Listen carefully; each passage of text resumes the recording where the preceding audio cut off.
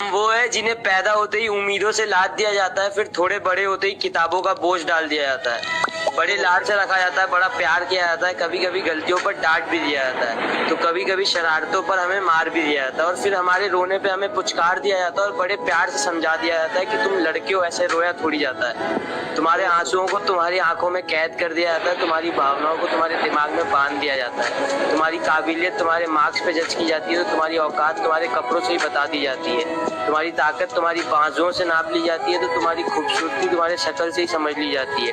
तुम्हारी नाकामयाबी पर तुम पर हंसा जाता है, तो तुम्हारी सफलता पर किस्मत का टैग लगा दिया जाता है, तुम्हारे प्यार को कितना इजीली चुतियापा कह दिया जाता है, तो तुम्हारी की गई चीजों को पागलपन समझ लिया जाता है, तुम्हारे दिल टूटने पर हाथ में मदिरा थमा दिया जाता है, तो तुम्हारे अधूरे प्यार को कटवा लिया का टैग दे दिया जाता है, तुम्हारे फीलिंग्स का गला घोट दिया जाता है, तुम्हारे इमोशंस को फांसी पर चढ़ा दिया जाता है, और बड़ी सरलता के साथ कह दिया जाता है कि तुम लड़के हो, ऐसे टूटा थोड़ी जाता है।